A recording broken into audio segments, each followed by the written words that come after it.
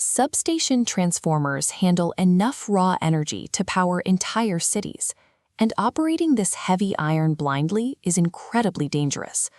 To manage that risk, every unit comes with a metal plate riveted directly to the tank. It acts as the equipment's permanent birth certificate. Looking straight at this General Electric nameplate, you can see it dictates exactly how the unit was built, how it needs to be wired, and the precise limits for operating it safely in the field. At first glance, it is a chaotic wall of numbers, but if you break it down into 5 specific zones, it becomes a clear, actionable map. Let's step through them. Zone 1 is right at the top. This holds the manufacturer, serial number for tracing, and a sequence of letters under class. Here we see OA, FA, and FOA. That class designation tells us exactly how this transformer sheds heat. OA stands for oil air-cooled, meaning it relies on ambient air. FA introduces forced air cooling by turning on exterior fans. Finally, FOA engages forced oil cooling by activating internal pumps. Unchecked heat will destroy the internal insulation. Identifying these cooling methods is the prerequisite for understanding how much power the unit can safely handle.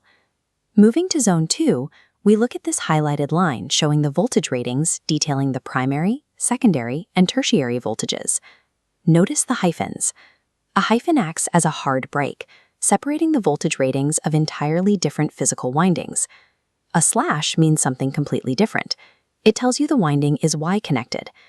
The number before the slash is the phase-to-phase system voltage, and the number after it is the phase-to-neutral winding voltage. Next to the 115,000, you'll see GRD.Y. This indicates the neutral end of the winding is meant to be grounded, meaning it was built with reduced insulation near that neutral point. If you mistake a slash for a hyphen, or if you run a grounded winding ungrounded, you risk severe voltage mismatches and insulation failure. The grammar here has physical consequences.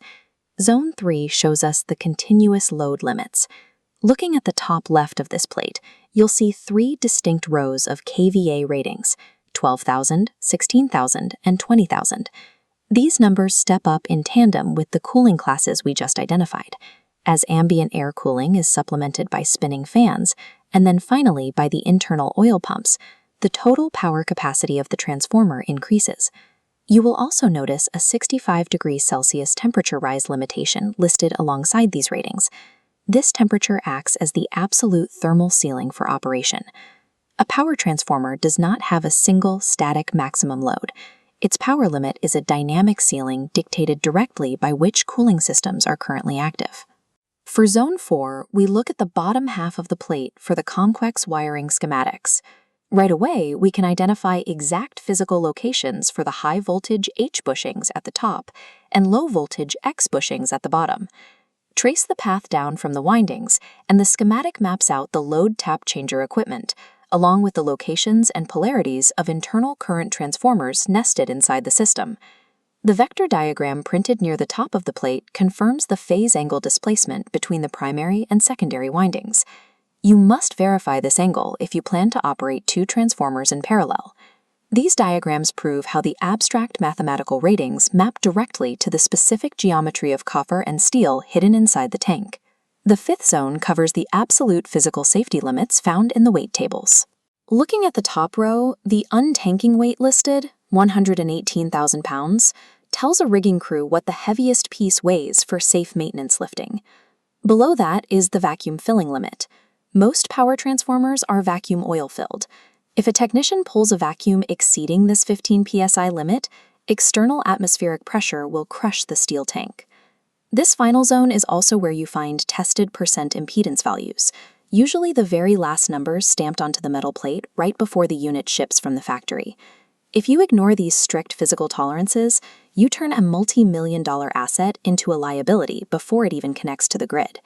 When you walk into a substation and look closely at a transformer nameplate, it doesn't have to be overwhelming. By isolating the basic identity, decoding the voltage syntax, checking the dynamic kVA capacity, tracing the internal diagrams, and verifying the physical limits, you organize the raw data into 5 readable zones. This single document holds the exact specifications required to get the unit safely online and keep it running smoothly. So next time you're out in the yard, take a minute to actually read the plate. And be sure to subscribe, because in our next video, we are diving straight into those final stamped numbers to show you how to interpret an impedance test.